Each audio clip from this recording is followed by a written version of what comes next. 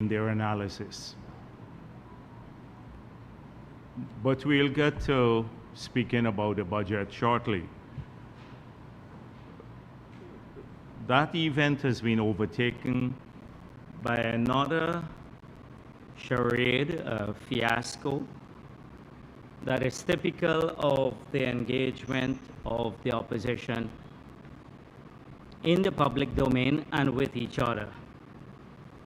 So a few days ago, that Mr. Norton would be the presidential candidate. And shortly thereafter, in the, I think the heat of the evening or the night, Nigel Hughes hardly engaged the media to speak about the agreement that they had signed. First of all, he lamented the fact that the agreement was in the public domain. He cited confidentiality clause. And then he said that the agreement was on life support. An agreement that they had just inked is already on life support. And if this doesn't tell the people of this country about the comic nature of the characters that we're dealing with, I think it's tragic, but in a way it's also comic. That two serious or seemingly serious political parties that were partners for such a long time, moments after they signed an agreement, they would say that it's on life support. But the fact of the matter is that these two parties are on life support themselves, especially the AFC. And I think this is an attempt to cling on to the PNC to ensure that they maintain some modicum of credibility at the next polls. Because you cannot deny, as Norton said, that the PNC has more support in this country than the AFC has ever had. And so we heard prior to the signing of the agreement that the AFC met over the weekend and they selected Nigel Hughes as their presidential candidate. And I suspect that was to put some pressure on the negotiations and to stake a claim, maybe in the future, to that position should there be a coalition. So we have seen this before. What Norton's position has been. Norton has been in the public domain as saying that the next coalition, that his party selected him as the presidential candidate, and the next person, the next presidential candidate for his party would have to come from his party or for any coalition because they're the largest. They would be the largest part of any coalition. From the PPP's perspective, we don't care too much who their presidential candidate is, because they're going to lose the elections in any case. So, but it's very interesting to us to see how AFC is trying to strong arm its way and to put pressure on Norton to back down from that position. So Nigel Hughes made it very clear when asked by the reporters, no, they have not selected a candidate, and that will have to follow some scientific criteria and other criteria. Now, you recall that I spoke with you about their plan earlier. the plan was, this was like months ago, when they shafted Sherrod Duncan and put Nigel Hughes as the leader of the AFC. And even then, they had a plot. This was what they were discussing clearly. They were saying to Ramjatan and the others were saying, we will do the polls, conduct the polls, and show that Norton is very unpopular, and then we will secure the presidential candidate's position in the coalition for Nigel Hughes. This is an old playbook they're following. They said that even before Nigel Hughes managed to work his way into the leadership of the party by the old cabal. So that is not new. And I think they're hoping somehow to pressure Norton. But there are a few things. So that's what happened. But for analytical purposes, I think the people of the country have to look to some key issues.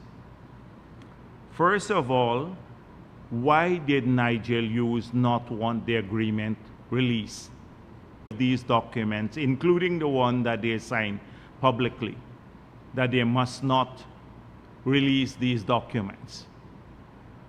And I believe the reason that Nigel Hughes did not want that to happen is because this document bears an uncanny resemblance to the Commingsburg Accord. In fact, much of the language from this agreement is extracted from the Commingsburg Accord. Now we know what the Commingsburg Accord was. This was an agreement that they struck between the parties in 2015, outlining some common platforms that they spoke of, and then sharing the spoils of the government. So the spoils of the government, they're listed who will be doing what, the role of the prime minister, ministerial responsibilities, a whole range of issues. This agreement, again, is similar to the Commingsburg Accord. So we know the Commingsburg Accord, they never kept any of the provisions of the accord. They spoke about helping people and all sorts of things. They betrayed what they signed. So they didn't want this document to come into the public domain again. And then what they did effectively, they structured the agreement in two phases now. One, let's have a common platform so they can campaign together. And they don't want the second phase to be reflected here, which is the division of the spoils. Who will get what in government? Well, they can talk as much as they want because they're not going to win. But they're already talking about who will get which ministerial position and who will become prime minister and which person will get the oil and gas portfolio and all of that. That's the second part of the hidden part. Phase 2, they call it. Sharing the spoils of government, they call it. So right now, this has been in the public domain, and people are not excited about it because they see it's the same old playbook that they're using. Now, when asked by a reporter, I saw at his hurriedly convened press conference reflecting panic that somehow Norton may have succeeded in saying he's the presidential candidate. And Nigel Hughes saying, what about me? I'm hoping to contest this too. So then he was asked by a reporter, what would be different now? It's the same faces, and you betrayed the people of the country. You did not keep any of your manifesto promises. You promised lower taxation. The reporter didn't go into that, but I'm speaking about what they did not do. Promised lower taxation, we had higher taxation. Promised help for the pensioners and children, etc. That didn't happen. Promised more jobs, we lost jobs. Promised opportunities for young people, it became a haven for geriatrics. That was the last government. And so I can go down the long list of how they betrayed people. So someone asked Nigel Hughes, it's the same faces. What are you coming? It's nothing new. You had the Cummings-Burg Accord. This is a new agreement, but it's similar to the Cummings-Burg Accord. Why would people believe you? Same faces. And he said, with a straight face, he said, oh, there are new faces now. Now, the last time I checked, he was the chairman of the AFC when the Cummings-Burg Accord was signed. Ramjatan was the leader. Trotman was a key member of the party at that time. Patterson was there. Cathy Hughes was there. Beverly Allard was there. These are the same faces from the past. And he said, oh, we're new now. Well, the only thing that is new is the new lies that they're telling to people. That's new. Well, that was not new too, because they did that in the past. So what's new? Just at a straight face, this man would say, oh, your new faces now. It's the same old cabal doing the same old thing and hoping they can pull wool over the eyes of the people of this country. So he was asked about the negotiations. And he said that a gentleman called Alston Short is the negotiator on behalf of the AFC. This was the same person who represented the AFC in the negotiations of the Cummings-Burg Accord of 2015. So Nigel Hughes talks about new faces and he talks about corruption. But I hope that the people of this country would realize how moribund and how sick the AFC is to try to cheat us, fool us once again about lofty politics and their care for the people of this country and their love for transparency. Now, you would recall Alston Short. Now, there is a case in court where Patterson is charged, and also this company owned by Alston Short, or two companies owned by him, now are party to this court matter. And it refers to the purchase of some scales. Now, in 2016, yes, the APNU AFC government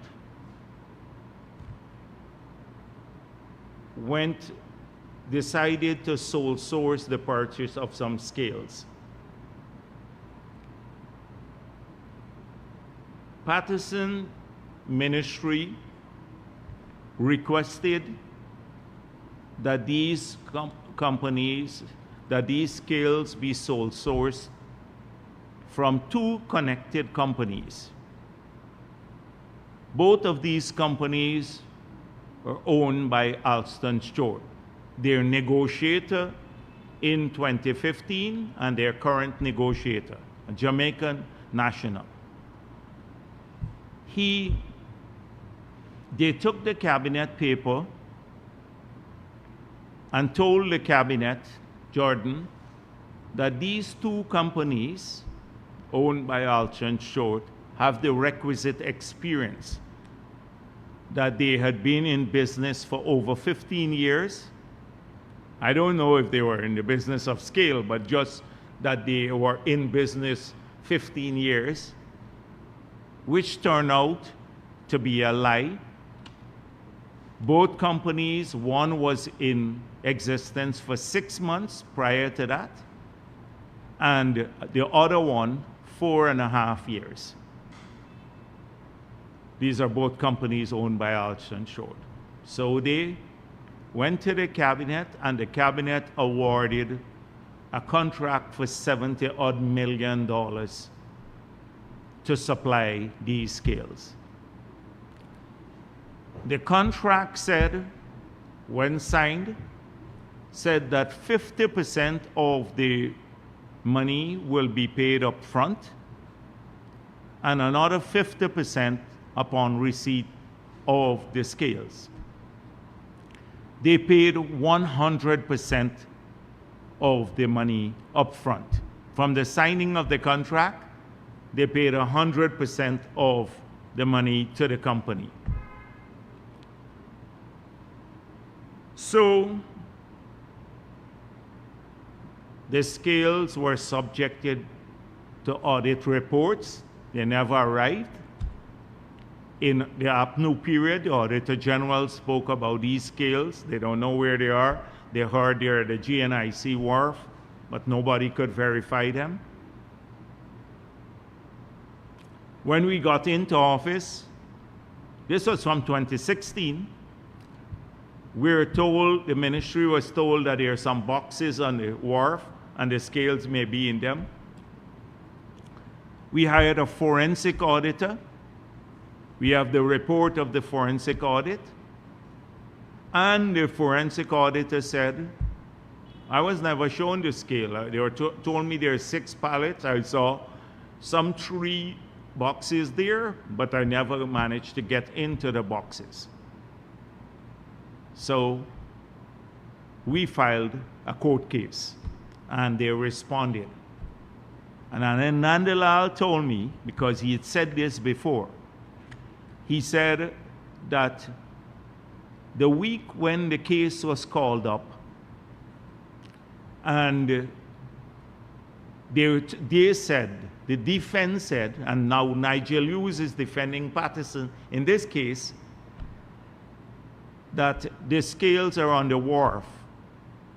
Mysteriously, the same weekend, the bond was razed to the ground. The fire burnt everything to the ground, the La Parcan bond, and everything went to the ground. So he said to me, it was just after we were supposed to go now to verify whether the scale was on the wharf. Same weekend, fire razed it to the ground. So we never saw a single scale. Patterson was in direct contact with this person. Now he's minister. How could you sole source a scale from your political consultant who had companies with no requisite experience? How did you know they were supplying scales if this was not collusion? I suspect it was payment. We never got any scales. No scales came to Ghana, but 70-odd million was paid, in breach of the agreement too, which said that you should not pay it until the scale arrive here. I hope that the media will talk to Nigel Hughes and Patterson about this, because they get away with all of these things. The dirtiness, the lack of transparency. Until now, they're trying to prove that Cathy Hughes, when she gave herself in her own ministry contracts to her own company, it somehow wasn't illegal. It's illegal if the PVP were to give somebody else, Hitch and Jam, a contract or someone, but not a minister giving herself work in her own ministry. double standards. And I'll come to that a little bit later. But I hope that the media will ask them about Alston Short, who is their negotiator once again for this new accord. Now, if you want to see how bad the Cummingsburg Accord and all the things that they lied about, just read the Cummingsburg Accord. And this is a reflection of this again. Oh, we're going to have a joint platform, explore about what we want to do and how we want to campaign. This agreement, they didn't want the public to see it. It's out in the public domain. They said it's on life support now. The parties are on life support. They're going to come up. They have to find a way of working together. We said this before. What are they going to do? They're going to bring together all the Flotsams and Jetsams in the country, the one-member party and everything else, the WPA, and call it the coalition, and they have all the plans for Ghana. Just made a mess of their 5 years in government, but they expect us to forget that. And it's predictable. Everything that they do is predictable. And they're hoping to muscle Norton out. I think Norton putting up a strong fight, but they're hoping to muscle him out here. Norton knows that if he's not a candidate, he'd be nothing. He'd lose everything in there. He'd lose everything in that area. So this is an important issue that we have to address. The second thing that I wanted to talk a bit about today is the announcement, the press conference, I think it was, that the chair of GCOM held, where she dealt definitively with the question of biometrics. So somehow in this country, the APNU has made the whole campaign around biometrics as their fight for transparency around elections or for the 2025 elections. I think it's a clever attempt to get away from their past. And the past is, the recent past I'm speaking of, where they sought to rig the elections. And by the way, I think in the Starbuck News, they have some articles about rigging of elections. And I saw it,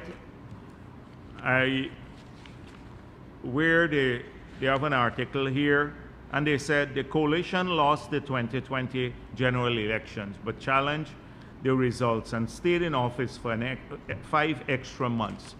The credibility of both groups, that APNU and AFC, suffered during this period as their supporters were accused of trying to rig the coalition back into office. Now, it's an accurate, up to a point statement. Yes, they tried to rig the elections, APNU and AFC. So the Starbuck News had it right. But it wasn't the supporters.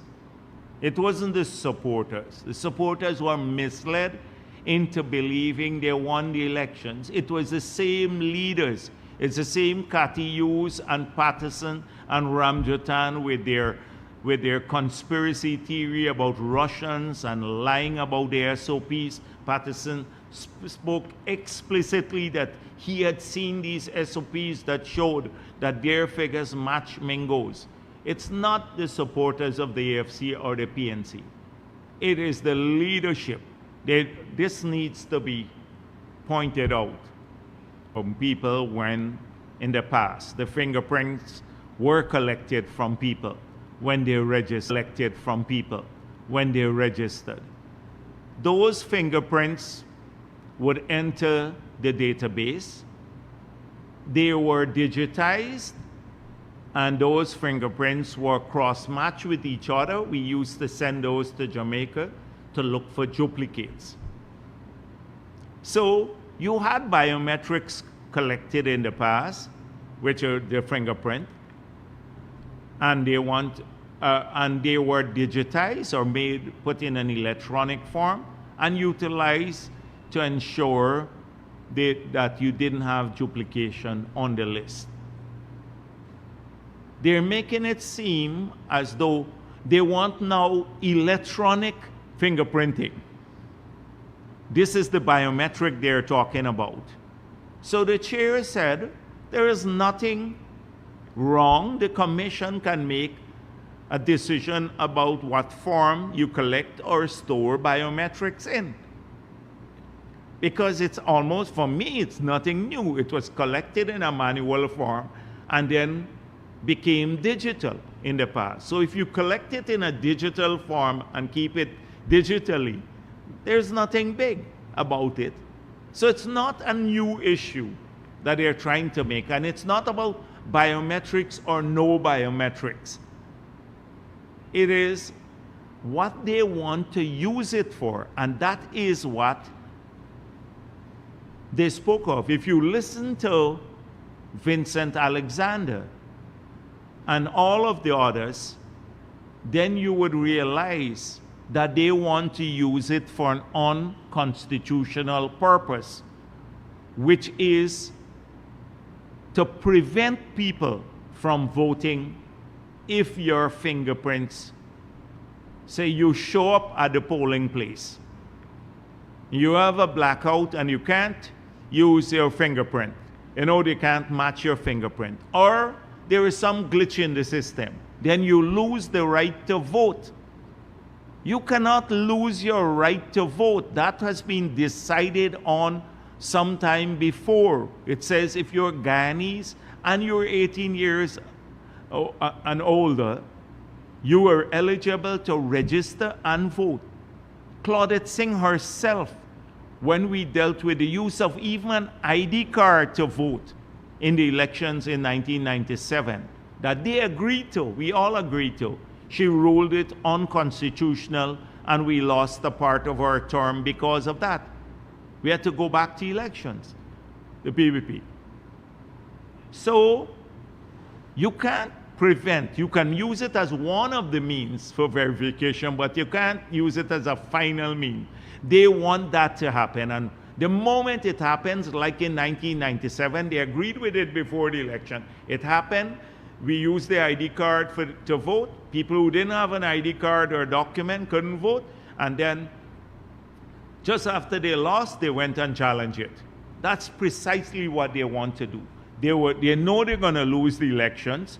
They will go say, you can't vote if you don't have the electronic fingerprint. You lose your right to vote. And then after the elections, they'll come back and say, you know that what? That was unconstitutional. You shouldn't have lost your right to vote. This is where they want to head. The plot is clear. Even from opposition, their mindset is crooked around stealing elections. They suck the egg of stealing elections for a long time. So they have to pursue something now to try to steal the elections. And so the chair said quite clearly, there's nothing wrong. So they're claiming vindication. Oh, the chair said there's nothing wrong collecting biometrics. But that's what she said. She said, there's nothing inherently wrong collecting it in electronic form. You're collecting it in manual form. Nothing inherently wrong there. But one, to go back and do this en masse again, it is going to take a long time, delay the elections, and we don't want that to happen. And two, you can't use it, even if you collect it, to stop a person voting, because it would be unconstitutional. So they went hot under the collar, all of them, because it does not fit in with their narrative. And so Nigel Hughes has to comment on it, and Norton, and you see the Lincoln Lewis and the WP and the whole gang of them. the whole gang of them, because this is that's what they don't want. And so they vilify the chairman now. Oh, she votes with the PPP, but so she must say it's not unconstitutional. We must deny people the right to vote. What if you, hypothetically, any of you here, you travel out the country and they were doing this, collecting your fingerprint, which is already there in manual form and possibly digitized. They now come back to collect it in electronic form. And you're out the country and they say, you show up, you come back the day before the elections, and they say you can't vote because you didn't come in to give your fingerprint. You lose the right to vote. This is a sacred right. That's precisely what they want. Just imagine the amount of confusion you would have at the polling places, in every polling place, because that means you're giving each presiding officer now the right to decide who will vote and who wouldn't vote. So assuming one is pro-PPP or pro-APNU or something like that, they should not have that right. You can't have 2,500 presiding officers deciding on their own who has a right to vote. The Constitution confers that right on us.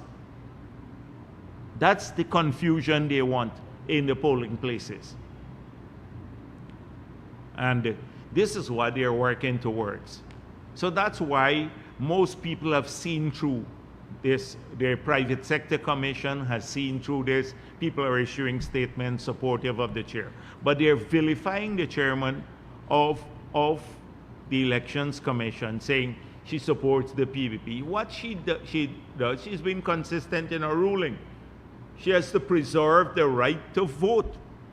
She has to act in a constitutional manner. And that's what she is doing. But if you do that, you've run afoul of the APNU and AFC, because you don't fit in to their plot. So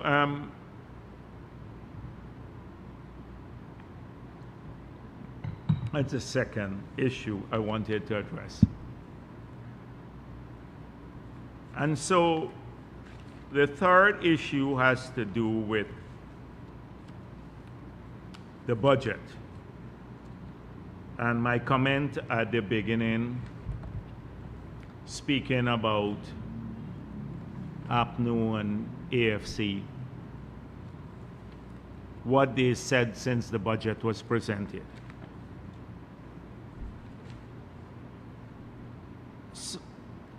So we know that many of them are amateurish, inept at these issues. So I'm going to go through a few. There are lots of nonsensical things, and it really hurts my head to go through a lot of these things. But sometimes maybe an ordinary person might be seduced by it. You know, they listen, they get weary sometimes. And it's repeated so often that maybe people might be misled, because a lot of people sometimes don't go to the source documents. They just listen to a program on television or radio and say, that's the fact. So we've heard comments like, the budget has nothing for anyone. Budget doesn't help poor people. Friends and family of the PPP will get all of the benefits. We can't eat roads and bridges. They could not do anything because they didn't have oil money. You can't find PPP. Things are so hard that PPP has given a tax break for second jobs. So you need a second job to make a living. That the size of the debt has ballooned. That the deficit is expanding. that there's nothing for poverty in the budget, that one-off interventions can't deal with poverty. These are some of the comments that we've heard from them. Nothing very profound, and not even backed up by arguments, but just declarations, because it's a lazy way of responding to a technical document or a plan for the country. It doesn't require much research and thought. And this is characteristic of material emanating from the opposition.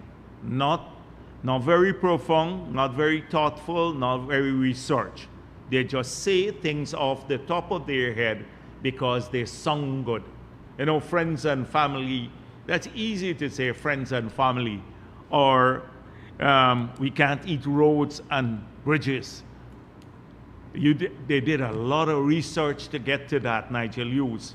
You know, we can't eat. He did a big research into the infrastructure of the country and what it's directed to. So I'm going to go through a few of these things so that you have a perspective on how stupid, silly sometimes these things are. And if we hope that this inept bunch of people can ever chart the way forward for our country, the leadership of the AFC and APNU, then we're in for a shock. We should have seen them in government to understand by now that they're bad for the country, bad for policy making, etc. So let's start off with the promises they're making. So our budget is not, doesn't have anything for anyone. Every measure that we announce, they're multiplying it by 3, that's the factor, and say, we will do this when we get into office. So I think within the bunch, like the Mahi Pauls and Nigel Hughes and the others, they just off the top of their head say, PP is saying this, let's multiply by 3 and make the promise. Well, we recognize that you can't believe anything they say. Nothing. It's because they said it before. They didn't do it. They failed our children, our pensioners. They promised a double old age pension, all of that. So let us examine just one. They made a lot of this, like the PNC and AFC made a lot of these things, and they circulated it. PPP, what PPP promised here, and what they're going to promise. So on this one, just this one sheet, I'm not going to go through all because I think all of their promises, it's garbage. Because nobody believes anything they say anyhow. So cash grant, PPP, one-off, unpredictable. Jagdeo referred to it, or anyhow, don't worry, they're cussing me there. So this is their promise now. Versus APNU in the next government. Regular guaranteed, over 100,000 a month, cash and benefits for households. So that's over 100,000 there. Plus 100,000 hard cash twice a year for adults. So that's 300 and over 300,000 a month, because if you multiply 100,000 a month, it will give you about 1.2 billion million a year. So if you take 1.2 million per year and you multiply by 300,000 households, and that's a small number, we have more, but say you multiply that, do you know how much you're coming up with per year to give out here? That's nearly $1 trillion Guyana dollars. Guess how much money we collected the budget this year for oil? Half of that. But they want to give out twice as much of all the oil money that we collected. And this is only for cash grants and stuff like that. Forget roads and water and electricity and salaries and pensions and everything else. This is what they will give you. Twice as much as we have from we collect from the oil and gas sector. More than the total revenue of the country now. Because when you add oil and gas revenue with non-oil and gas revenue at the current level, it's less than this figure. But they would hand it all out. It's nonsense, pure nonsense. And this is just one promise. They have a long list like this. A big list of stupid things. I don't know if they don't do calculations to say this, but it sounds good to people. You can't. So this is consistent with Nigel Hughes and the others. Share out what we don't have, what we have not collected, twice as much. Don't build any roads, don't build schools, don't build hospitals, don't build any power plants, because you can't eat infrastructure. Share every cent out. This is their economic policy. The economic policy of APNU AFC.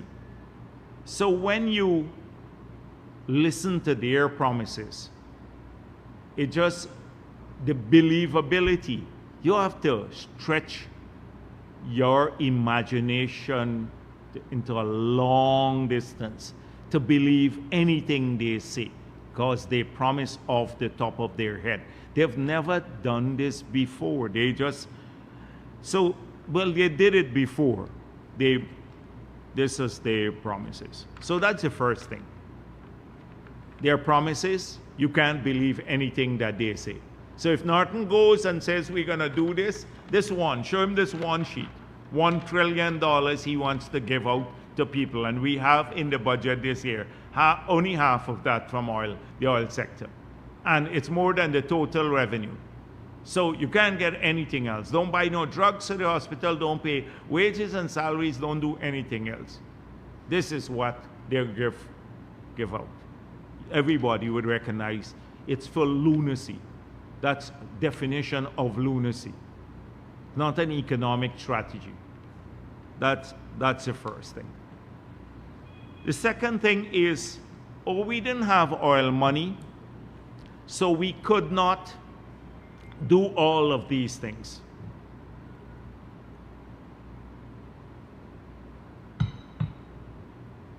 So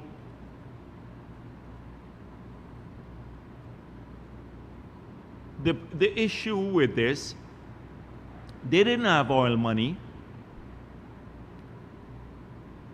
so they increased the taxes and started collecting $90 billion more per year than that they were collecting in 2015. $90 billion more. So we didn't have oil revenue, so we increased taxes. Never mind, that is APNU AFC, promised to lower taxes. They just increased them in the 5 years. They did not spend the $90 billion on the capital. I made this point last week.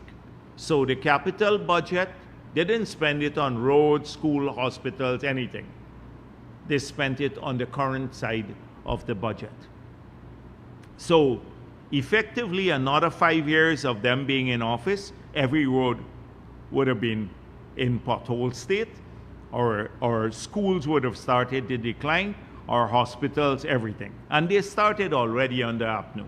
lack of maintenance, farm to market roads, drainage and irrigation system, all started falling apart because of short-sightedness. They didn't see the need to spend the money there.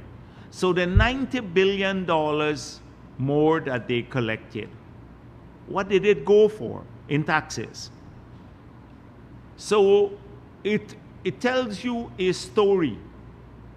They didn't have oil money, but that didn't constrain them from increasing their own salaries by 50% as soon as they got into office. Didn't you know that we didn't have oil money? So you shouldn't have done that right as soon as you got in. If you didn't have oil money, how is it that you have a special medical treatment for ministers and their families paid for by the taxpayer? You introduced that to go abroad to get medical treatment. We're paying a large sum of money for that. If you didn't have oil money, how come we didn't do that? How come we bought the billions of dollars of new vehicles for people in that period? The budget for new vehicles grew by that. How come we started spending over $1 billion more for rental of buildings from ministers and everyone else? How come we started spending billions more for dietary in government? But on the other hand, we didn't have oil money, so we took away the children's money, etc. It is not about how much money you have. It is about your orientation, their philosophy. This is an elitist group that work for themselves. The elitist group that work for themselves. Now, the money that we have is only, in this year's budget, is only 37% of the budget. Will finance 37% of the budget, all the oil money we collected this year. But where is this going? It's going, take for example, $143 billion now for health care. When we got into office, it was $53 billion. It's $143 billion now that goes there. $175 billion for education this year. It was under $50 billion when we got into office. That's where the growth is. $112 billion for housing this year. That to build more, to provide more land for people and to assist with building homes for people. That alone is $420 billion. Just these three sectors. I can go on. And they ask where, Nigel Yu says, where did the money go? As though you can't read the budget, for Christ's sake. You're not just reading the budget, just look at the profile. It's described in great detail where the money will go, to what projects they will go. But he doesn't believe that building schools are important or housing are important. That's just infrastructure. Or investing in or the hospitals. So that is where the money is going. You know, they spent more money on building offices for ministers and upgrading administrative buildings than we're spending now. In the period when we didn't have oil money, because their comfort matter more than the schools or the hospitals. Look at the office of the president. Became literally a fortress. We left it there, the office of the president, after so many years of presidency, from Burnham all the way to Ramatar. From Burnham to Ramatar. It was an open place. You had these big chain link fences, people could have seen through it. They spent hundreds of millions of dollars to build a fortress there. A fortress. They didn't see it fit. They didn't have oil money. They didn't see it fit to use it on the children. Because the few buses, the 30 buses that they distributed, were all donated. They didn't buy those buses, and they took away 8 billion from the 10,000 grant from the children. They didn't have money, but oh, we could have built this big fortress there. You check the amount of money spent on State House and almost every public building. This is where the resources are going. So when you talk about not having money, look at where we're putting the money. We're not putting it in building presidential palaces like some countries with oil money. It's going into building roads for our people in their communities. So if Nigel Hughes believes on Norton that we're spending too much on roads, then you tell us which community or whose road we shouldn't build. In which community? Tell us across Guyana. You name the communities that you don't want us to build the roads in. Because trust me, every single community wants their road done. Every person wants the road done in front of them. And they don't see this as a luxury. They see it as a necessity because they don't want to walk on a mud dam or anything like that. But for the APNU, that's a luxury. Never mind, Cathy Hughes could have taken contract for herself in Georgetown. But we can't spend the money on building roads for the people in Linden or in Paramakatoy or somewhere else, or Annandale or Buxton. Must spend it on buildings and buying gold bangles for ministers like Patterson and the others. That's where the priority was when they didn't have oil money, but they're not constrained in their spending. How come they run up a debt of 90-something billion at the central bank? Too, that we had to fix when we got into office. Didn't constrain spending. So it's not about who has oil money. Every cent of the oil money is accounted for. It's accounted for now. We have removed direct charges from on the NRF. Every cent has to be appropriated. And it's not like the signing bonus, the money disappears. Every cent of revenue. I saw Nigel Hughes talking about transparency around oil money. The party that tried to steal the 18 million signing bonus talks about transparency in oil revenue. When we passed a law with a provision that says the minister has to publish every cent or go to jail for 10 years if he doesn't publish every cent coming into the NRF. And he talks about transparency in oil revenue. Now, the party that tries to steal that. So it's nowhere. Where is the money going? It's going to build a power plant that will drop the price of electricity by 50% and cooking gas. $388 million of savings when they're done.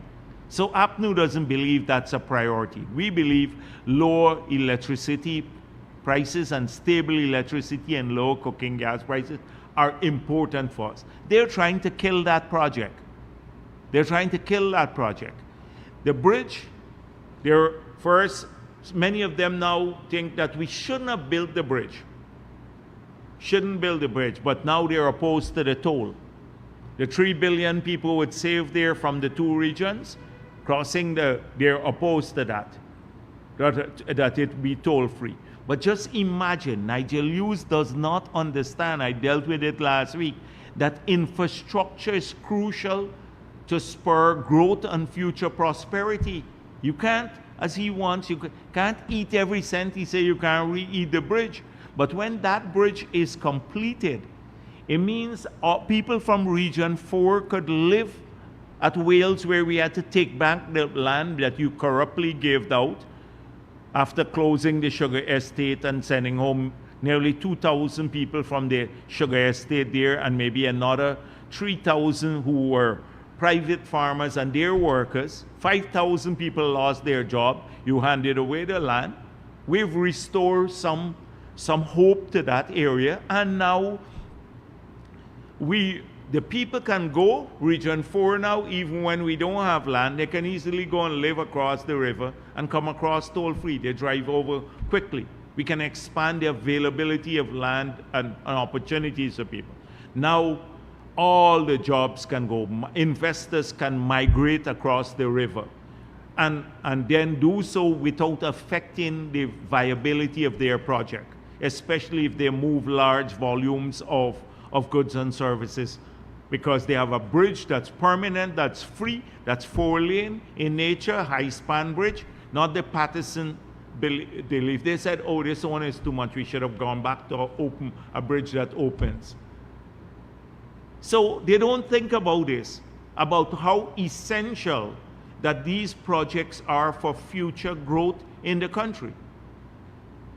So whilst we were talking about that, Nigel Liu said, we checked ChatGPT, 100%, he made a post this week, how the $10,000 that we're giving for people to a health voucher, that is transferring, if 500,000 Guyanese can benefit from that, that's transferring $5 billion to private hospitals, friends and family of the PPP. Now, Winston Jordan said the same thing, and that it's a failure of the public health system. Now, how can you really address this clownish sort of analysis? In the United States of America, Medicare is funded by the state, provided by many institutions. In Guyana's case, we're building the 12 hospitals, we're upgrading services in these hospitals. Now we're gonna, from management to technology and staffing and etc. So public health care will be upgraded. But that can't solve all the problems of healthcare in Guyana. We've also given a ton of tax incentives for private healthcare, which is, for example, we remove as soon as we got into office, consistent with our election promise, the corporate tax from education and healthcare. So you've seen an expansion in private care. An initiative like this one, like the one we did with fibroids, like the spectacle, the cervical cancer, now this voucher for every Guyanese. It is to expand on what we have already. So just imagine every Guyanese showed up at a public hospital to get the basic test, because we want the $10,000 to get you the baseline data. Baseline data is important to go in and get tested for hypertension, diabetes. Now we're providing the drugs there to address this, both issues that lead to complication and higher health care costs in the future.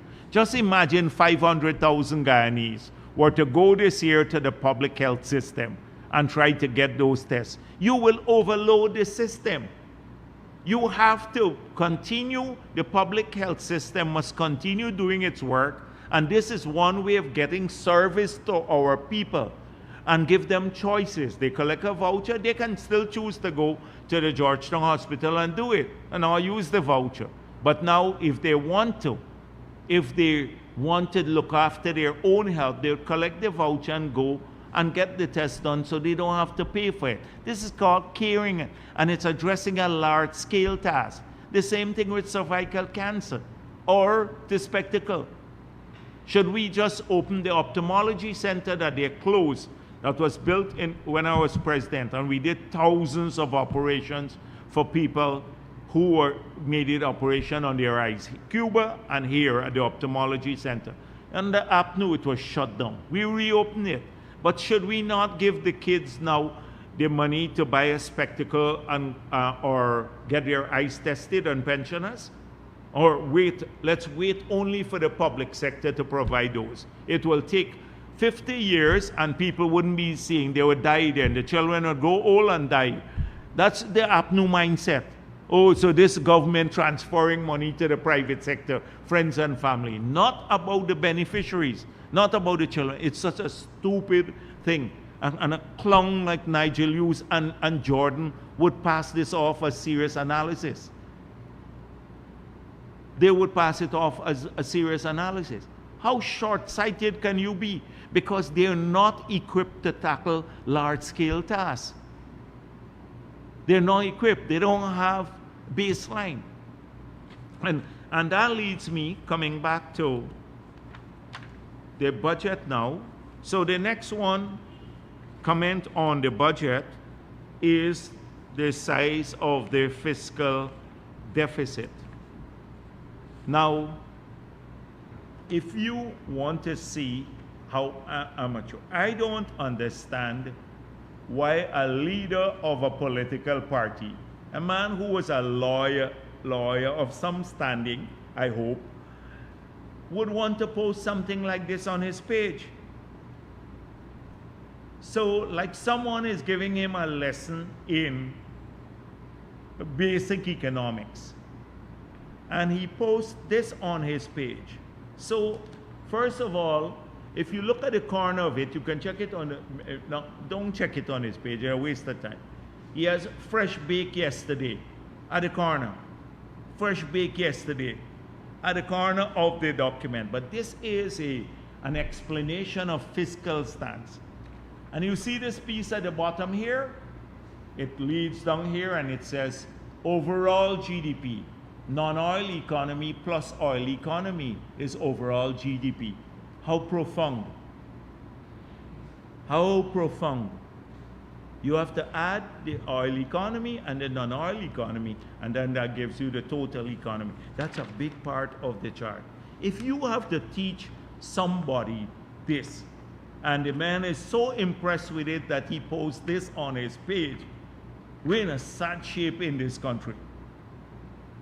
Sad, sad shape. I have never seen anything like this in my life. Trust me, I've been around a lot of people. But they get so impressed with any person can hand them something. And it's when you don't know, you just get impressed with garbage. This is garbage sort of thing. And this is all trying to say that the non-oil deficit would be bigger than the oil deficit. Everyone knows that. Then you don't need a piece of paper to get that to talk to you. And then to post this picture with freshly baked yesterday at the corner of it, at the top. This is like a real clown show. So the fact of the matter is that the fiscal deficit in relation to GDP has come down from last year. It's 5.9% this year. I think last year it was 7.3%. And that's a decent number. The fiscal deficit has come down. They talk about the primary balance, but the fiscal deficit has come down. But all of this big thing to try to confuse him about primary balance and current account and capital account, etc., is just to make that very same point. Totally confused individual. Now the size of the debt, that's another criticism. Oh, PPP is borrowing too much. So the debt has grown to nearly $6 billion now, $5.9 billion. So here are some things that we have to talk about, which I've spoken about before. Are we leaving the next generation of our country in bankruptcy, with an insolvent economy? That is what APNU did. The debt payment at that time under APNU, the debt to GDP ratio at the beginning of our term was 900% of GDP. The external debt was $2.1 billion.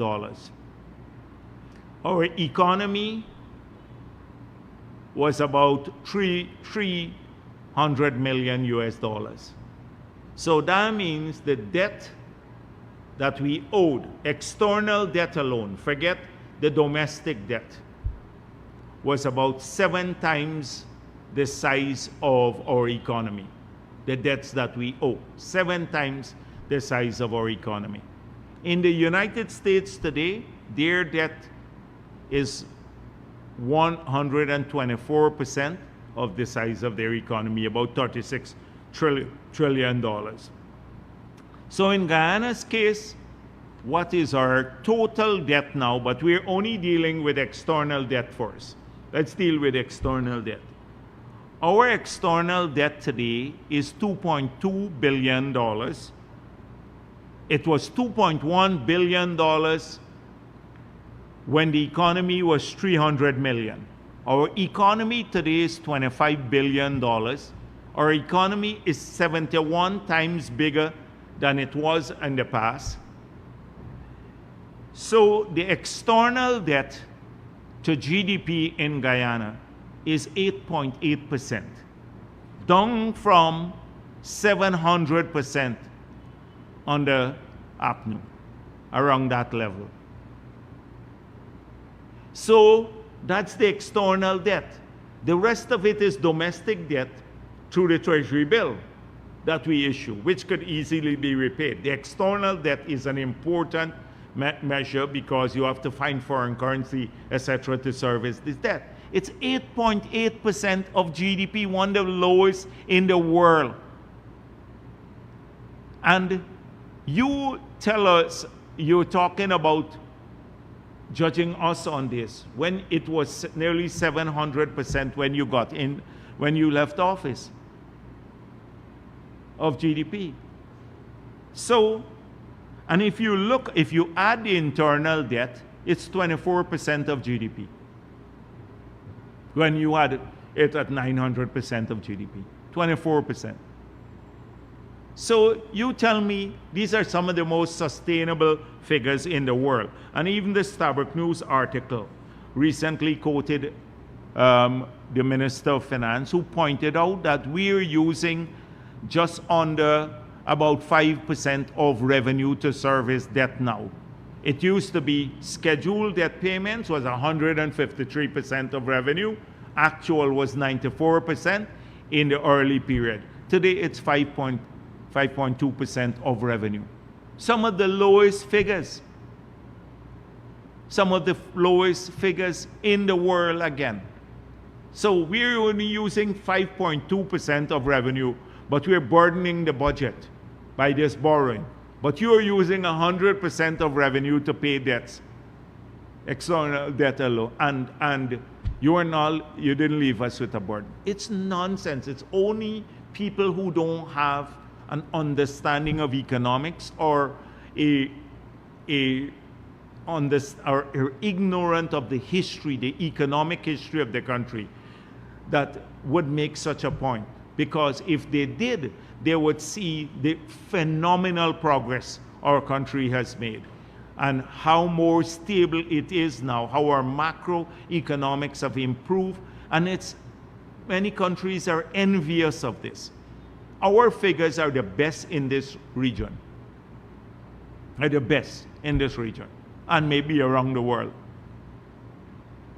So to have a Norton talking about it, oh, that's high or not, they don't do any analysis. Oh, they're burdening us with debt. So that's another thing. So it was the deficit they talk about, although the deficit is coming down, in spite of the fact that oil money is only 37% of the budget. They talk about their owning, they didn't have oil money, but we already dealt with that, what they did with the non-oil money. And remember, as soon as we got back, we practically gave up all the revenue that they were collecting because we reversed the taxes on electricity, on water, on data, a whole range of stuff. So we gave that out. But it's their philosophy. You give them all the oil money in the world, they would, as Norton, the APNU just pointed out, they'd spend it all in one go. They'd spend 2 years of oil money in 1 year just handing it out and nothing to show for it. After that, you're bankrupt as a country again. This is their economics. So let's deal now with the one about friends, poor people. There's no help for poor people in this country. So let's look at the taxation system. Let's just talk about taxation. So in the budget, before the budget, I told you that we wanted to reward people who work harder. Some of the reporters here were lobbying for overtime. I know a particular one who was on this all the time. And so, what did we do? We did 4 things that would allow people who work harder to keep more money than that they earn and to pay less taxes. The first is increasing the threshold, the tax-free threshold. The second is to lower the rates. The third is to give an allowance for overtime. And the fourth is if you get a second job, I'm not saying you should.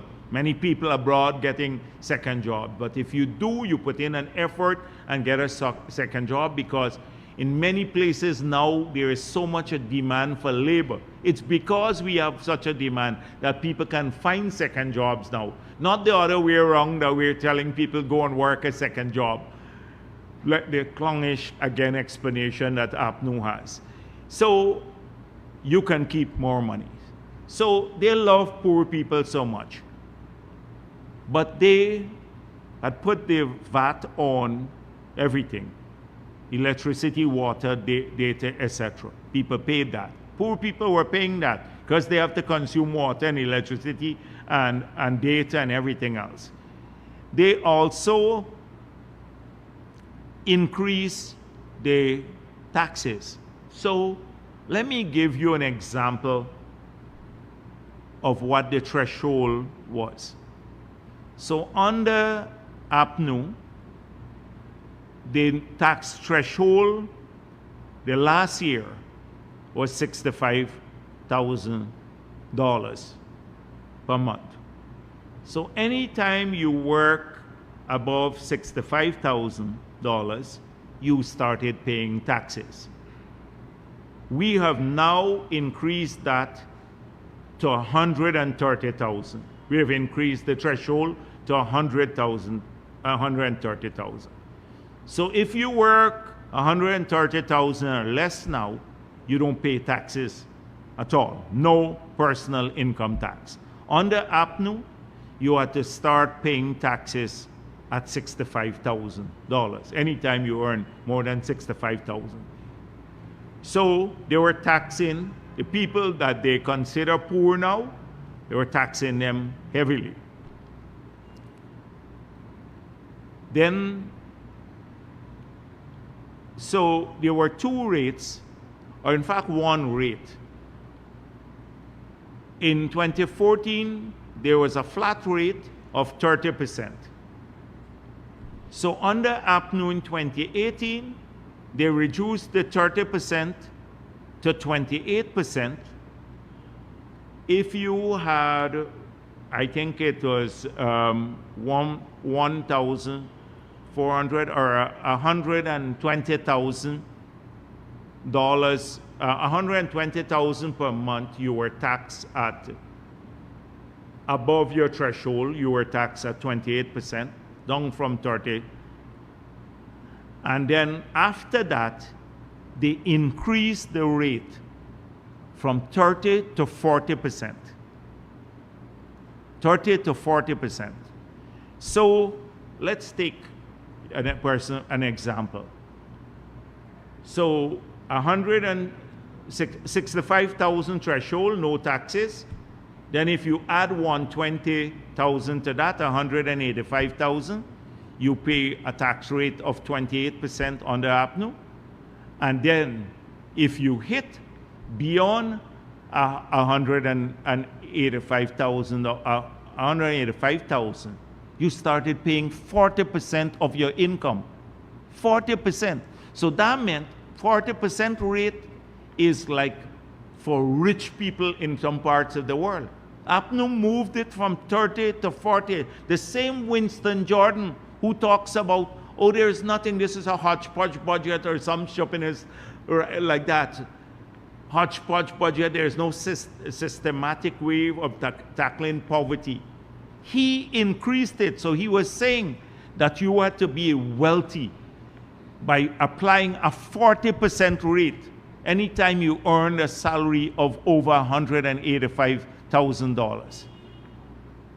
So what we did now, so if you now, the first 130,000, you don't pay any taxes, then the next 120,000, that's 250,000, you pay 25%, we lower it from 28 to 25, and then beyond 250,000, we drop the rate from 40% to 35%. So that is now what you have. So for the first 250,000 of your income, you just pay the 130, no taxes. Then up to 250, you pay 25% of the remaining part. That is the 120,000, and then thereafter. Now, if you get overtime, so you have to add to the 250,000 another 50,000, and then if you have a second job, you then add 50,000. So potentially, it's not to the 250, but to the 130. You add 50,000, 50 plus 50. So for $230,000 of your income now, you don't have to pay any taxes. If you have a second job and you're getting overtime, 50,000. 230,000, no taxes you have to pay. That is if you have a second job and an overtime, you earn overtime. If you don't, you get up to a 130,000 tax-free, up from 65,000 under APNI. It's a simple thing. Anybody would see this is progressive. And then if you have kids, you then add to the 230,000, $10,000 per month each for each kid. So up to 250,000. If you have all of those metrics in your favor, you don't need to pay taxes at all. This is pro people and pro poor. The Jordan, APNU, they remember Nigel Hughes was defending the withdrawal of the money from people, their children, in a letter he wrote. He will defend this because it's fiscal imperative that they increase the taxes on people earning 185,000 or more from 30 to 40% under APNU. You were paying 40%. Many people don't even know they were paying that. This is the APNU track record. So I'd like to hear them, Norton, speak about that. When their economic spokesperson go there to Parliament, now they want to take the threshold to 500 or 400,000, the usual nonsense. So they're gonna share out more money than they have and give up all the taxes too. So I don't know why we walk around in loincloth in the country again, right? Everybody might be good on the eyes, but for some people, but I don't think it's a good economic strategy. So the thing is that alone on the tax measures is vital. The fact that we are tackling poverty and poor people, because look at the cost of living impact. So they said, oh, this $9 billion that you have in the budget for direct interventions on cost of living is not adequate. That's grown to $9 billion, but they don't count the $90 billion that we will give up because we maintained the zero excise tax that they had on the sale of gasoline and diesel. It's 90 billion so that every person gets a subsidy of $500 and something now for every gallon of gas. They don't mention that. They don't mention the electricity subsidy that people got. We kept the rate constant from 2020 to now because there's another 70 to 80 million US dollars subsidy there. The mortgage subsidy. They don't count to all of those things. When you look at the cost of living interventions, when you look at using the old freight rate, pre-COVID freight rate, to address in the calculation of the taxes, the CET and the VAT, because it's levied on CIF value. We're losing billions of dollars there too, but it has helped to offset some of the increase in shipping costs globally, which could affect cost of living. All of those interventions, they don't look at, oh, 9 billion, as though 9 billion is the only effort. They don't say that in the public sector alone, disposable income, or in this year's budget, when you add last year, it said $100 billion more than 2020. The public servants are going to earn $107 billion more per year than they were earning in 2020. You didn't hear about that. This is adding disposable income to people. They don't talk about the 60,000 people who are working now, who are now working, who had lost their jobs. What's the best way of fighting poverty? Is to get a job. APNU took away jobs from people. Imagine they weren't concerned when the 7,000 sugar workers went home about the impact on poverty in those communities. The whole of Berbice was in malaise. Not just PPP strongholds, but APNU strongholds, because that was disposable income for the region. They did that. The bauxite workers, when you laid off, you caused 1,000 bauxite workers to be sent home. When you caused the 500 people in Linden, in Region 10, who had a community forest lease that we gave them, that were supplying Baishan with the logs. When you took away that market from them, those people lost their jobs, the 1,000 and the 500, and then another 85 at the call center. These were direct interventions that led to the loss of nearly 2,000 jobs in Region 10. When we try to do the part-time jobs, they complain about it. Well, you weren't concerned about poverty there. When a person loses a job and doesn't have an income, how could he afford anything? Now you're concerned about poverty, and we don't have. With generation of jobs and expanding income is one of the sure ways of ensuring people have to get out of poverty. One of the sure ways of people getting out of poverty is to get better quality health care to them so they don't have to pay for it. So at the Georgetown Hospital, if you go in an emergency, you can get a stent and walk out for free. You can go and get a knee replacement for free now that you had to pay for in the private hospital. That's one way of tackling it.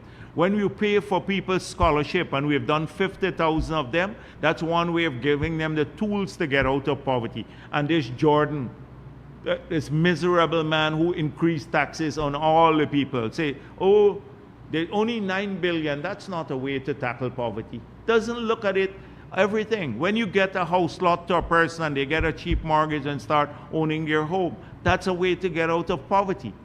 They don't see all of this together. That is part of a whole. So this is why the analysis or the lack of is so rudimentary to warrant the analysis of the budget. It's so rudimentary, sometimes it doesn't warrant a response, but you have to go through this charade of responding to them all the time, because somehow they think they hit a mother lode of knowledge. This time it's nonsense they're talking. So that is how we've been tackling poverty, in multifaceted ways.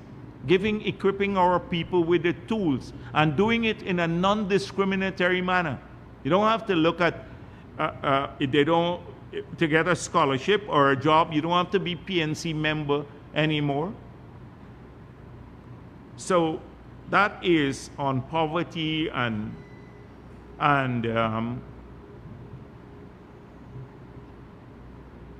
the next one is friends and family and acquaintances. That PPP is sharing out all the money to the friends and family, everything here. Imagine, and Nigel Hughes could say that. He was a beneficiary of this friends and family thing in a big way. When they had to do the promised constitutional reform in their manifesto, they gave him, I think, the job. He did a report. We can't find the report now. In 2016, nothing else happened afterwards. No report. They didn't pursue it. He did this report. He didn't consult opposition. He didn't consult anyone. I gather we spent $20 million on that. That's friends and family.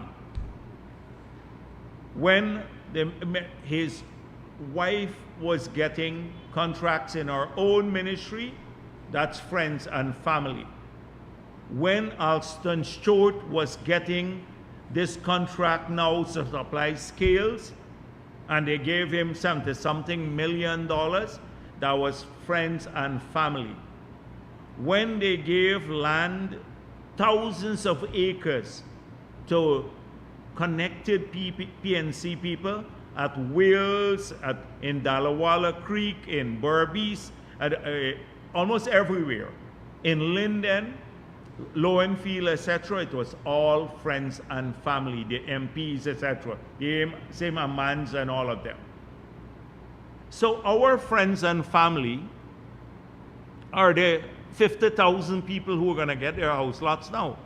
Not the Lowenfield who will get 216,000 acres of prime land in, not 216 acres of prime land in Region 10 that we could have used for housing. So it is, those are our friends and family. We are happy to say these people who are getting house lots are friends and family of the PPP. We're happy to say the 4,000 contractors. In Linden, there are nearly 500 of them in Region 10. And here in Region 4, nearly 1,000 contractors. Many are Afro-Guyanese. New contractors, they are our friends and family. They are our friends and family. Yates and Jam, they're friends and family too. But contrast that with the Minister of Housing giving her own husband contract in her ministry. Cathy Hughes taking contracts herself in her own ministry. They don't see anything wrong with that. They don't see anything wrong with that. You look at the people who are getting and look at the scale of it happening. They would have never happened on the PNC or the AFC. I can go down this friends and family thing almost in every sector.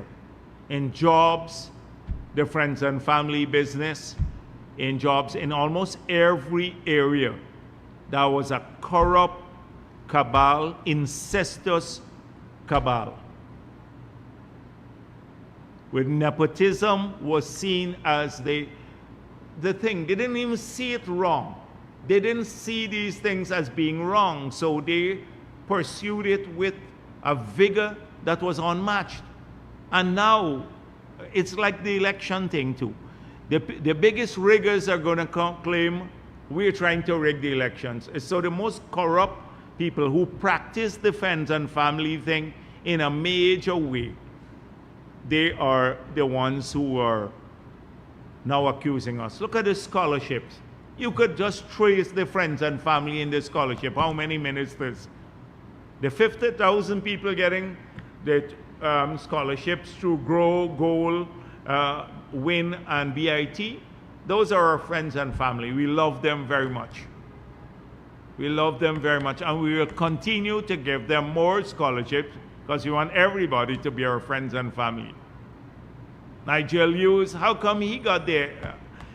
He was part of the Friends and Family with ExxonMobil too, because it seems like a friends and family thing when the AFC was in charge of the negotiation. Your colleague in the party was negotiating on the one side for the government, and you were on the other side. That was a friends and family business too. Every week it's about that. First, it used to be that all the Indo-Guyanese are our friends and family. Any Indian person who get a contract. Now once you're close to the PPP or you're Afro-Guyanese or anything, you're friends and family too. As though people who support the PPP don't have a right to work, etc. They have a right to work, and we will encourage them to do so. And they will make progress, like everyone is making progress. But when they are in office, they wouldn't even help ordinary supporters of the party. They kept everything for themselves.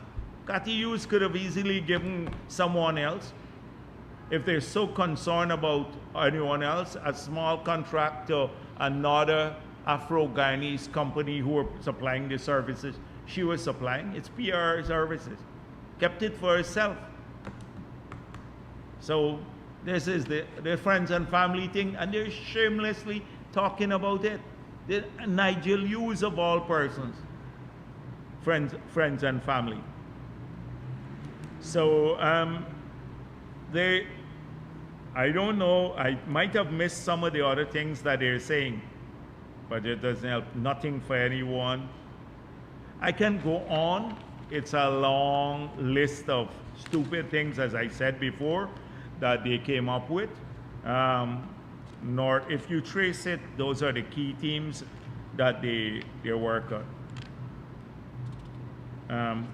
I'm not going to continue here on these. I just want you to look at the total measures in the budget, look at the details of the budget. Now they're going to be incapable of doing this. So tomorrow, expect, when the debate starts, the racism. So it will be, they will do ethnic count there all the time. Everything would be about race. Then the usual theme that I just mentioned today, nonsense. Oh, the budget has nothing for everyone, doesn't have for poor people, too much on infrastructure, all of these things, which we have debunked already. So it's not going to be very inspiring to watch. But let me just make it clear, the PPP in the budget before the elections, as we promised, we made university education free. We added TechVoc education to that too. So all tertiary education is free now. We promised that when we campaigned for the people's vote in the country in 2020. We went out and talked to them. We said we will do this. We will write off the student loans. We made our commitment. We kept that already. Billions have already been written off. We kept our commitment.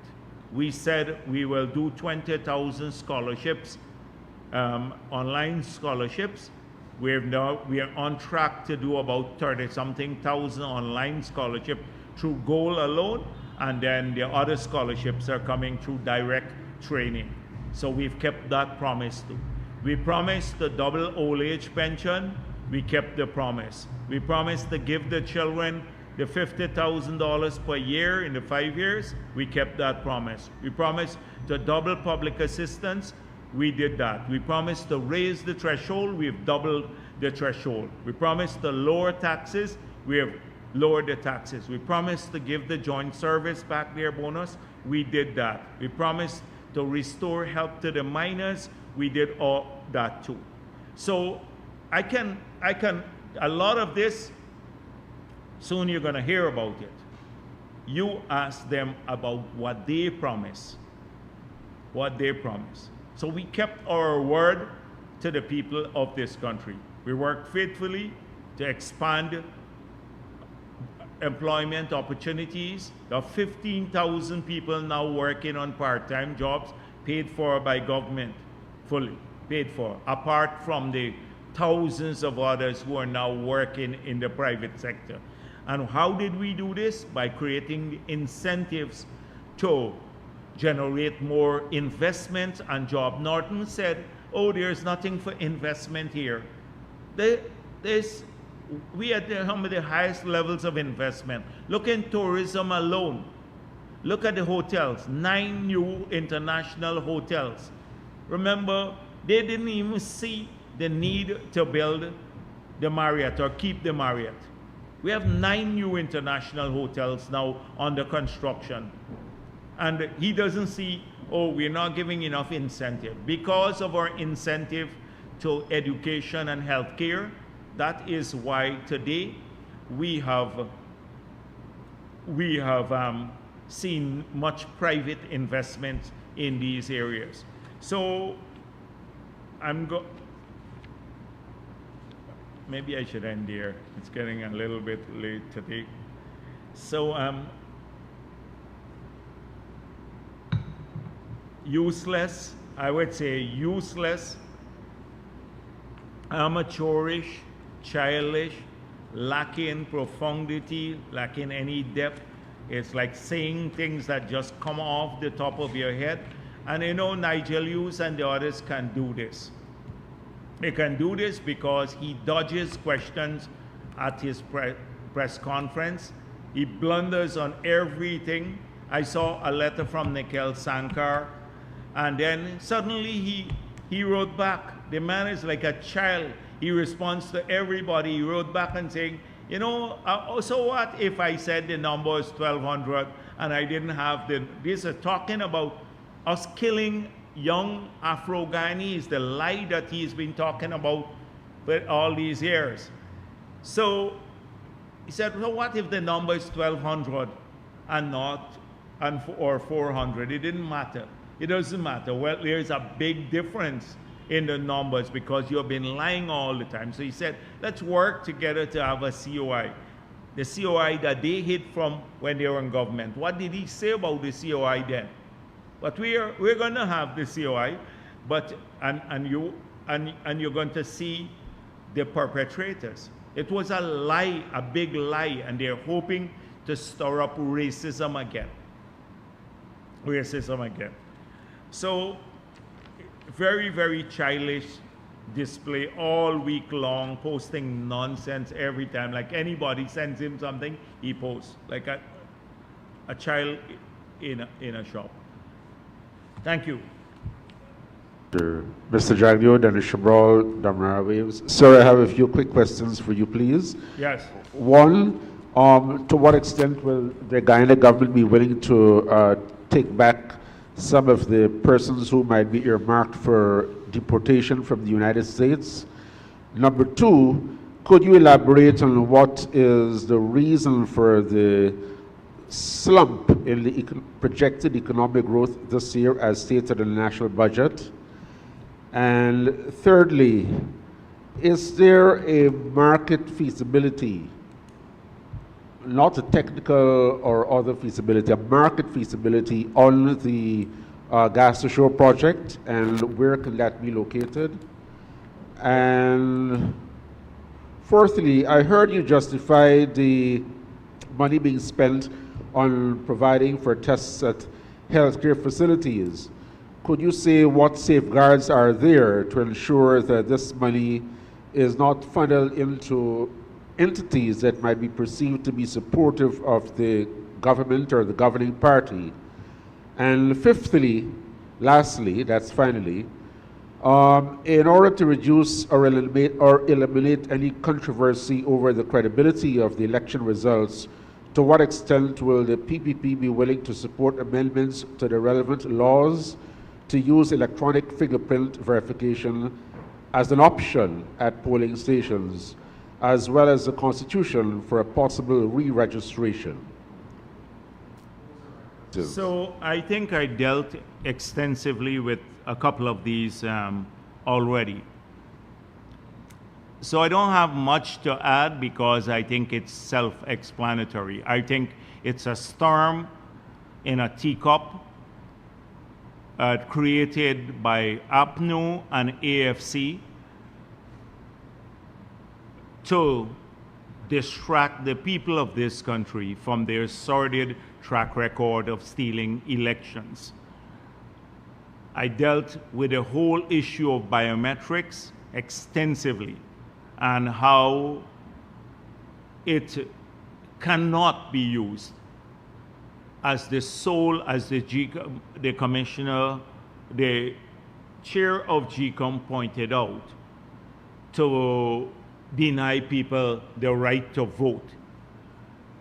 So I don't want to go. I saw Vincent Alexander saying that they don't agree with that, that you could prevent people actually from voting using these biometrics, which is electronic biometrics. It's already taken in a manual form.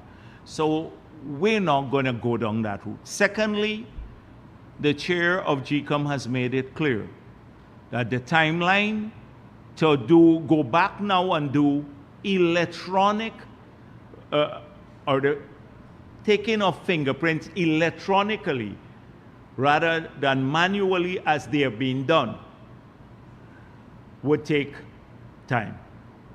And therefore, it's not feasible to do before the elections. I don't want to second guess a constitutional agency, but it's not going to add one iota of greater transparency to the voting system. In fact, we have robust safeguards already that have been demonstrated in the past to prevent people who are not supposed to vote from voting. And so I believe it's a non-issue, just helped along by the media reporting every week because things seem to be slow by getting these useless people from the WPA and the others to repeat the same old issue all along without any merit. So we're not going to be led down that road. If the GCOM approaches, the commission approaches the government of Guyana to say, we need further legislation that will enhance the transparency of the elections, then they will get our full support. They'll get our full support. But we're not going to fall prey to a distracting plot by these people, the riggers, by the riggers. The second issue is that, again, this is feeding into a conspiracy theory. Right along, it's like this anecdotal way. So we give each person a voucher, and they would be able to go to a large number of institutions that do these tests. They get their vouchers. They can then choose where they want to go. So in any case, which institution you think is PPP? Which of these institutions that's making all of this investment is PPP? Which one would you not want us to work with in Guyana? Which institution? So that's the issue. If people are making investments in healthcare, then as Guyanese, they also can benefit from services procured by the state, as is done in the United States of America and any part of the world. But to say that when we give a person a $10,000 voucher, that we're funneling money to a particular entity, we just give people choices here. They have greater choices. They can choose. You can choose not to collect the 10,000. Go to the public hospital because it's done for free there. You might just have to wait a little bit longer if 500,000 people showed up there or show up there for the same test. It might not be 500,000, might be 50,000.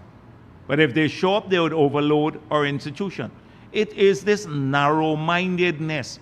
It's always like counting the pennies when there is a big picture all the time to improve people's health care across the country. So that's the second one. What are the two other questions, Dennis? Or the others are having to do with deportation? By the way, yes, the deportation, if they're Guyanese, then they don't have a choice but to take them back. What are we going to do? Refuse to take our people back? Well, that had happened about 2 decades ago. But we would have to take our people back if they're Guyanese. Or you know a specific person that we should take back? I'm just going on. I'm just going on what had happened a few years ago. It's not Burke. Burke, my dear friend Burke. Where the PP administration had refused. You asked the question, I answered it. Yes, we will take our people back if they're deported. And any safeguards with respect to pressure on the social sectors and. Well, we know there's a historical concern about criminals. Yeah, but we don't know. We don't know the magnitude. We believe that if our country can absorb people who come from Venezuela, most are Guyanese, but they're non-Guyanese too. And if we can absorb them in our country and they're working here and they're living here decently, then why shouldn't we do that for our own people? If they're deported back home, this is home to them.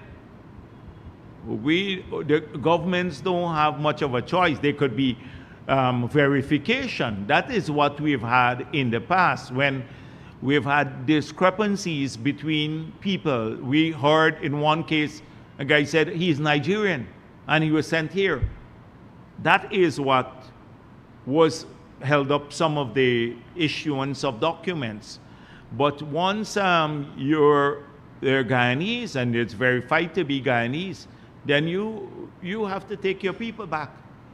The government will be pressing for effective and efficient verification before accepting them back. Yeah, but no, I'm not saying. I said once they're Guyanese, so you would have to, of course, show that they're Guyanese. We don't want to have people from other countries deported to Guyana. They should go to their own countries.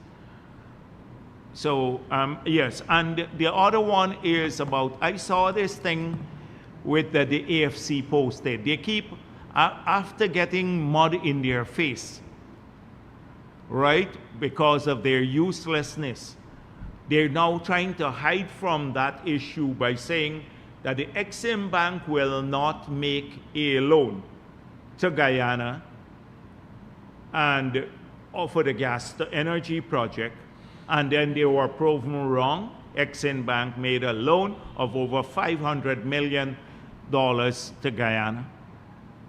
So they now, Nigel Liu started it again. For a lawyer, this guy is really mediocre. And so they filed a Freedom for Information request, and I saw the people responded and said, we don't have this, there seems to be no feasibility study. However, you got to contact Exim Bank now, because from what is in the public domain, we have not seen that published. So the same letter that he posted, it says, you may want to contact Exim Bank directly. Now I have here a due diligence report Exim Bank did, which looks at technical feasibility and financial feasibility. And it was done by a company called Sargent and Lundy for Exim Bank itself. But the AFC and the others up in this country believe that the way they run Guyana, the leadership there, and the way they run their affairs now, the leadership there as cake shop operation, that is how a bank like Exim Bank would run. They would just hand over $500 million to a country, just like that, and not do their own due diligence on a project. And the due diligence I was talking about surrounding the feasibility. They would have never made a loan to a project like this. They did a 197-page due diligence report that we have, but it's the property of the Exim Bank. It is their property. They were done by, they were the clients. They paid for it. And I told you the company that did it. So I don't want to get into this. What is it? This face. I was asking about the guy in the government. Kind of nonsense that AFC is with every week. The project is going to be built. It had a loan. In spite of what they said, it will be completed. It will generate power. It will cut electricity prices by half. It will result in significant savings on cooking gas. We'll get about $380 million per year of savings to the Guyanese public, US dollars of savings if we use all the gas. That is what will happen. I don't waste time behind people who couldn't even conceptualize a project. It's a waste of time. I'm not into self-flagellation every week. Every week. That's what they're into. That we got to beat up ourselves for somehow we're doing something wrong. You will see the project. These are useless people that couldn't put together a bridge, a feasibility study on the bridge. Patterson took an unsolicited bid and got charged with it. Couldn't even complete a feasibility study on a bridge and do it clean. And you're going to tell me about I should bother with Nigel Hughes and who don't understand the difference between what an economy, a country's GDP means, to talk about due diligence on a project like this? I don't waste my time, Dennis, behind these people. What I was trying to find out is whether the Guyana government only itself exist because you got a media here that helps them along by stirring the same thing over and over, and a Kaichor News that distorts everything. In fact, it's the Guyana government has a feasibility study. Yeah, we dealt with that years ago. Years ago, I spoke about that the numbers are so phenomenal that's why we launched. We said we will do this from opposition without even doing the feasibility study. What is there to say what is new about this? Technically feasible. Have people built pipelines before in the world? Yes, most of the world can build a pipeline. Have they built power plants before? Yes. So what's wrong with using your own gas to build a pipeline where the numbers are so apparent to even a clunk?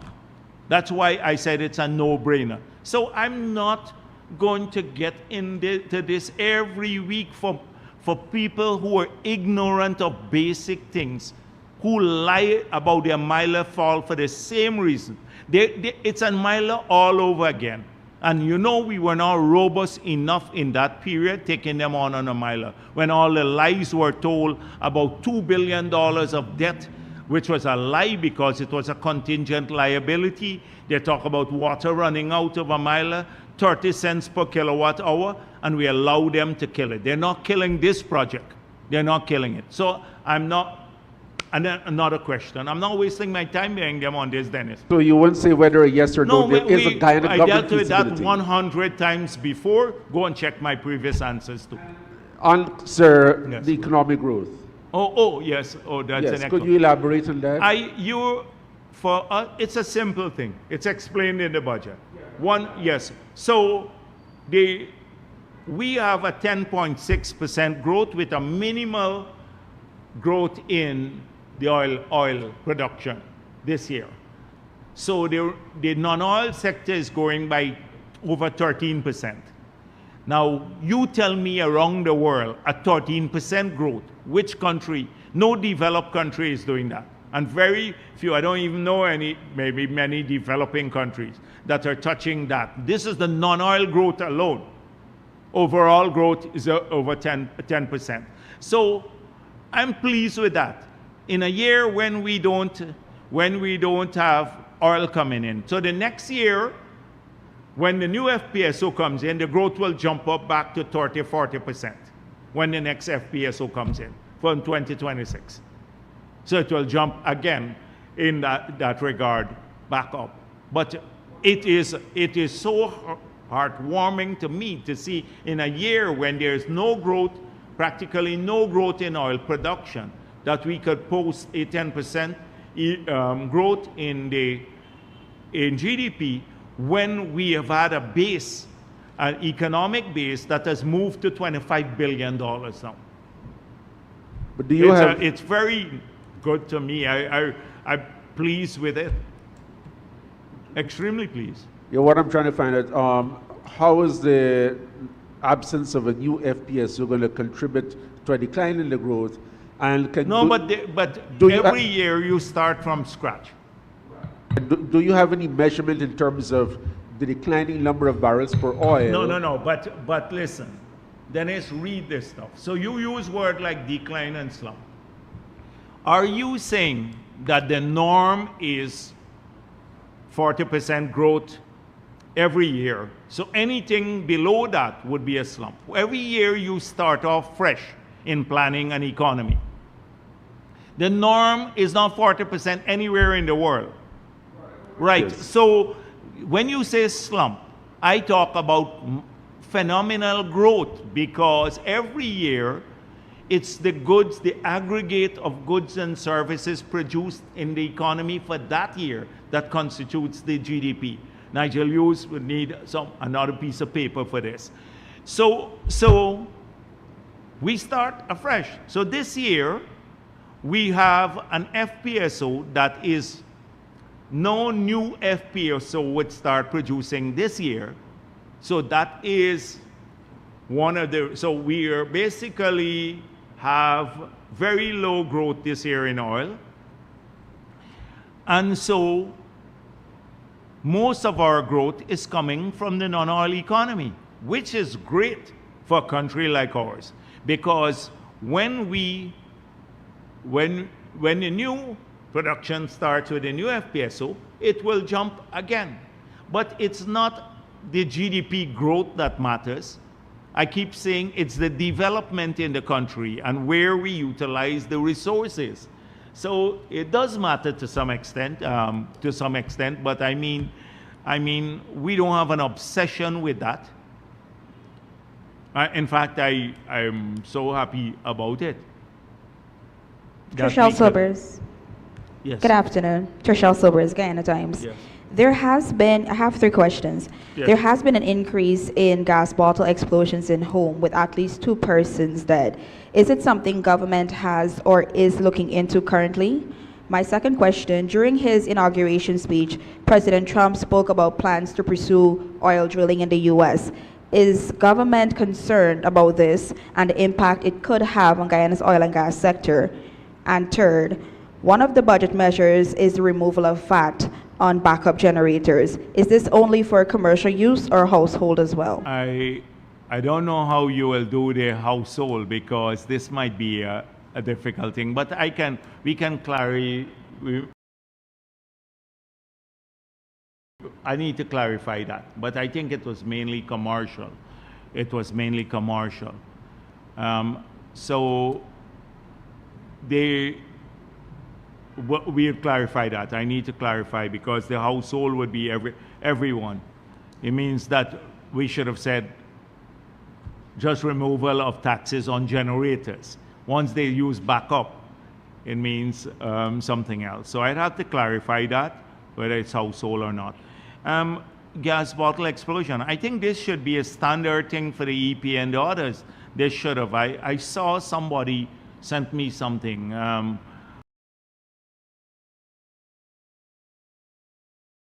But the regulatory bodies have to look at this.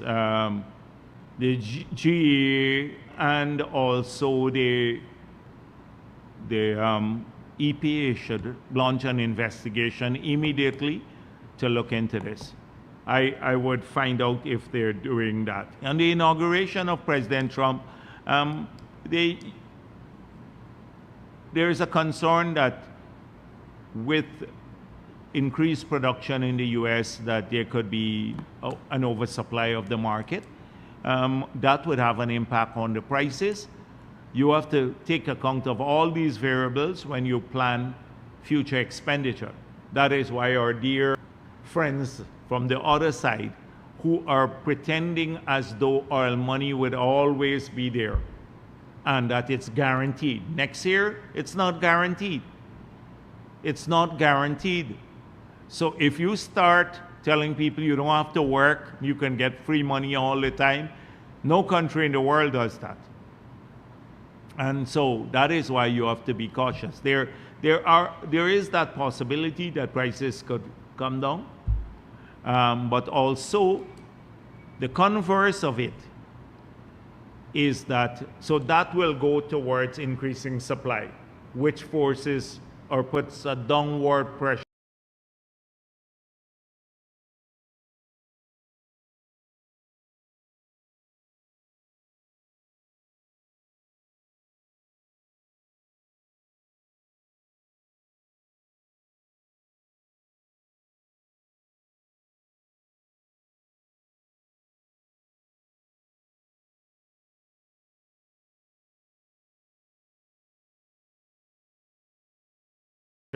on oil prices.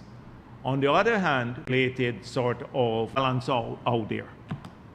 Can you say specifically any concerns Guyana might have currently? No, it's as an oil producing country,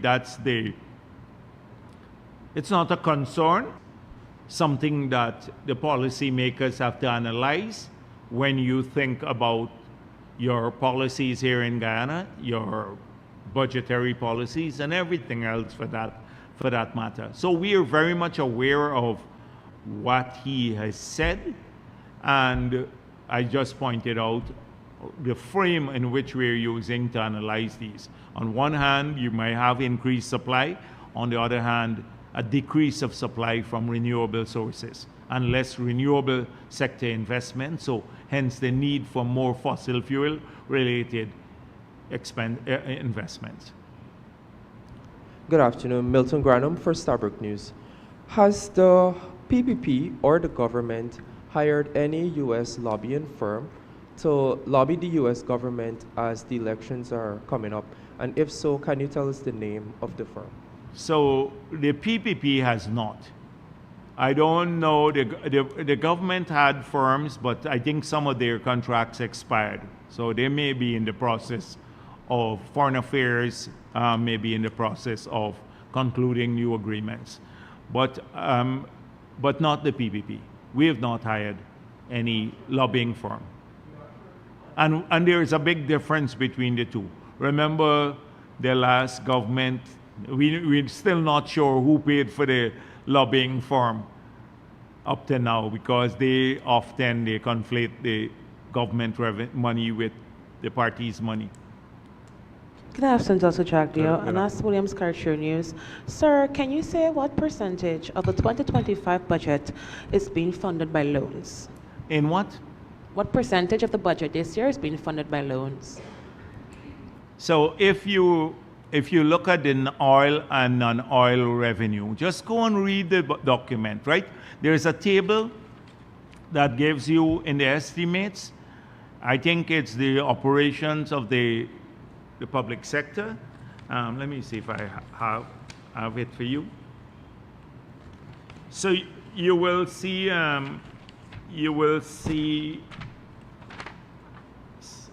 here two areas basically. If non-oil revenue is about $500 billion, and non-oil revenue, if you include inflows from GRIF and the LCDS, would be another 500 million. So that means about 300 odd billion would be funded through loans. So just read it there, right? I'm trying to find the exact piece. For you, let me see. Oh, go and check this section. You would see it here. Public sector financial operations, and you can see how much of the revenue, the exact figures would be 554 in revenue, plus 16 billion of GRIF inflows, but 41 billion from carbon credit inflows, which would give about 511, and then 512 is from NRF withdrawal. So that is $1 billion there, $1 trillion, and then the rest, it's from the other source.